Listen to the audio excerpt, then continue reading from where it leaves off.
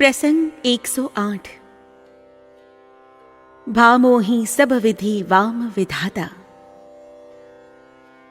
મુંબઈ આવ્યા પછી પૂજ્ય શ્રી વધુ શાંત, વધુ અન્ય મનસ્ક બની ગયા। તકિયાને અઢેલીને કલાકો સુધી એક સરખું છત પ્રત્યે તાકી રહેતા।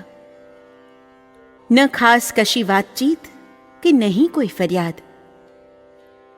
કોઈ વાર ડૉક્ટરો સાથે વાત કરે ત્યારે એ વાતમાં ભારતની રાજકીય, આર્થિક અને સામાજિક સ્થિતિની જ મુખ્યત્વે ચર્ચા હોય। બાણશૈયા પર સૂતેલા ભીષ્મ પિતામહની કે દેહોત્સર્ગ પહેલાં પીપળાના વૃક્ષ નીચે પગ પર પગ ચડાવીને બિરાજમાન થયેલા ભગવાન શ્રી કૃષ્ણની ત્યારે યાદ આવતી। એ વખતની અને આજની ભારતની દશામાંય કેટલું સામ્ય હતું। ઉપરા ઉપરી પડેલા દુષ્કાળ, અતિવૃષ્ટિ ને ધરતીકંપ, ગરીબી, મોંઘવારી, ઔદ્યોગિક અશાંતિ, અતિ ભ્રષ્ટાચાર, અજ્ઞાન, રાજકીય અસ્થિરતા, કોંગ્રેસનું વિભાજન, જ્યાં નજર જાય ત્યાં ચારે બાજુ યાદવા સ્થળી જ સળગતી હતી જાણે। યાદવ કુળના નાશને સ્થિત પ્રજ્ઞ બનીને જોતા ભગવાન શ્રી કૃષ્ણની જેમ પૂજ્ય શ્રી પણ ભારતની ડામાડોળ અને વિષમ પરિસ્થિતિને જાણે ચૂપચાપ જોયા કરતા હતા। એ સેજ બાણશૈયાથી શું ઉતરતી હતી?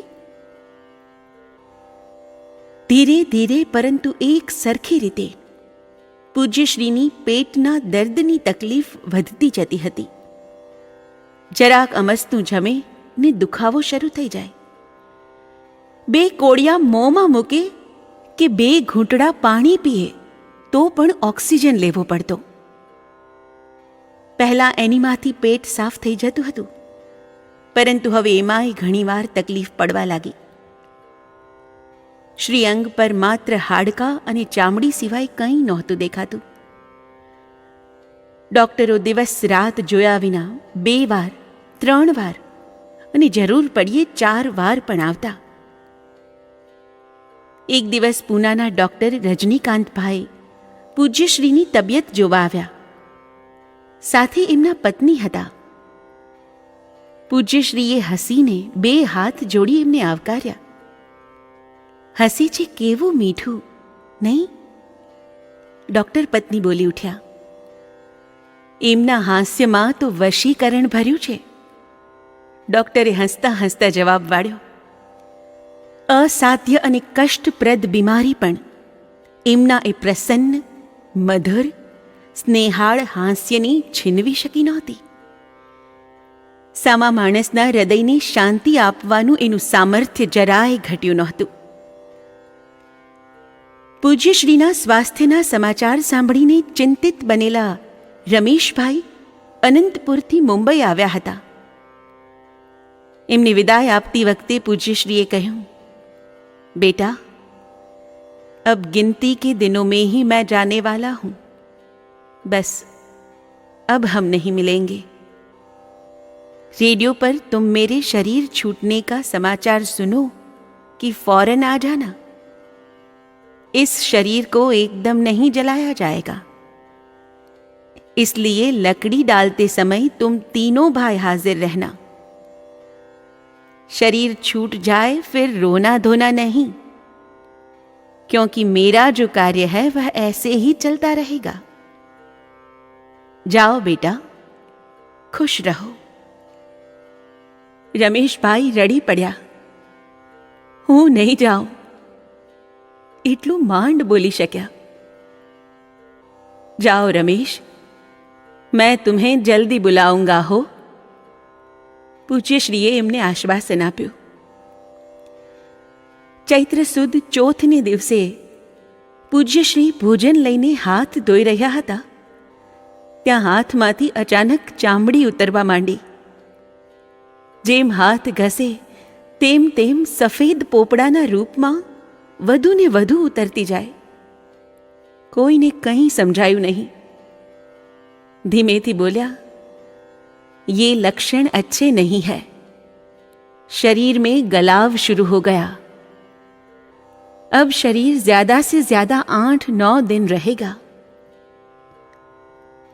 બીજે દિવસે રાતે 10 વાગ્યે ખાંસી અને શ્વાસનો જોરદાર એટેક આવ્યો. ડૉક્ટર નથવાણી અને ડૉક્ટર સામાણીના અથાગ પ્રયત્ન છતાં રાતના 3 વાગ્યા સુધી કફ અને શ્વાસ ન તો ઓછા થયા ન કાબૂમાં આવ્યા. પૂજ્યશ્રીએ કહ્યું, બસ अब जाओ, कल सुबह तुम्हें अन्य मरीजों को भी देखना है. रात्रि खराब न करो, जाकर आराम करो. ત્યાર પછી થોડી વાર માટે આંખો મીટી ગયા. પૂજ્યશ્રી ઊંઘી ગયા એવો સંતોષ લઈને બંને ઉઠ્યા. એમના ગયા પછી ફરી પાછી એ જ દશા થઈ ગઈ ને ગળું સાવ બંધ થઈ ગયું. ત્રીજે દિવસે સખત તાવ ચડ્યો. પૂજ્યશ્રીનું નોર્મલ ટેમ્પરેચર, જે હંમેશા 95 રહેતું હતું, તે વધીને 95.5 પર પહોંચી ગયું. આ પહેલાં કદી શરીર આટલું ગરમ નહોતું થયું. ચોથે દિવસે સવારે મંજન ઘસતી વખતે મોઢામાંનો કચરો કાઢતા હોય એટલી સહજ રીતે જીભ ફેરવીને એક દાંત પણ થૂંકી નાખ્યો. દાંત જોઈને મને બહુ ધક્કો લાગ્યો. ખીલેલા હસતા ફૂલની એક પાંદડી કોઈક ખેંચી કાઢે એવી વેદના થઈ. બત્રીસી ખંડિત થઈ ગઈ. શ્રી રામનવમીને દિવસે સવારથી જ પેટના દર્દની અસહ્ય વેદના શરૂ થઈ ગઈ. બહુ કષ્ટ હોવા છતાં મંડપમાં બેઠેલા હજારો ભક્તજનોની આતુરતા જોઈને 5-10 મિનિટ માટે નીચે પધાર્યા. પાછા ફરતી વખતે સૌને 2 હાથ જોડ્યા, જાણે વિદાય ન માગી રહ્યા હોય. દશમને દિવસે ડૉક્ટર નથવાણીએ ધમણની જેમ ચાલતા શ્વાસ અને બેકાબૂ નાડી ધબકારને કાબૂમાં આણવા માટે નસમાં ઇન્જેક્શન આપવાની તૈયારી કરી, પરંતુ નસ કોઈ રીતે મળી જ નહીં. अब नहीं मिलेगी, ધીરેથી અસ્ફુટ સ્વરે એટલું કહીને પૂજ્યશ્રી હસ્યા. ડૉક્ટરે પ્રયત્ન બંધ કરી દીધો. 11ને દિવસે રામભાઈને બોલાવીને કહ્યું, देखो राम, इस शरीर को तुम यदि पुष्कर राम धाम में न ले जा सको तो न सही, कहीं जंगल में ले जाकर संस्कार कर देना, पर स्मशान में इसे नहीं जलाना. जहां पर इस शरीर के अंतिम संस्कार होंगे वहीं से फिर साधकों को जरूर प्रेरणा मिलती रहेगी. 12ને દિવસે આખો દિવસ પારાવાર તકલીફ રહી. રાત્રે ડૉક્ટરો આવ્યા ત્યારે બિલકુલ શાંતિથી પડ્યા રહ્યા, કંઈ જ ન બોલ્યા. ગુરુદેવ, કંઈ કહેવું નથી? કશું નહીં બોલો? ઉઠતી વખતે ડૉક્ટર નથવાણીએ ભારે અવાજે પૂછ્યું. પૂજ્યશ્રીએ ઇશારાથી સમજાવ્યું, अब शरीर छोड़ देना है. ત્યાર પછી 2 હાથ જોડીને તકલીફ આપવા બદલ સૌ ડૉક્ટરોની માફી માગી ને ડૉક્ટરો ઊભા થાય તે પહેલાં દિવાલ તરફ મોં ફેરવી લીધું.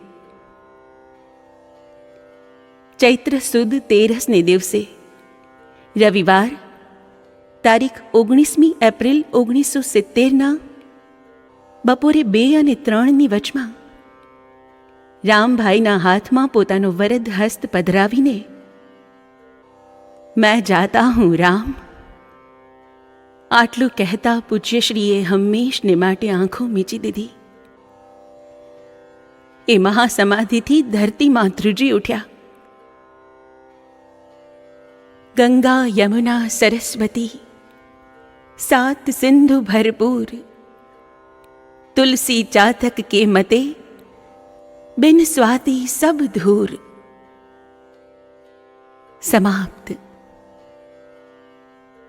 सर्वे त्रः सुखिनः सन्तु, सर्वे सन्तु निरामयाः, સર્વે ભદ્રાણિ પશ્યન્તુ મા કશ્ચિદ દુઃખમાપ્નુયાત. જય ગુરુદેવ. જય સિયારામ.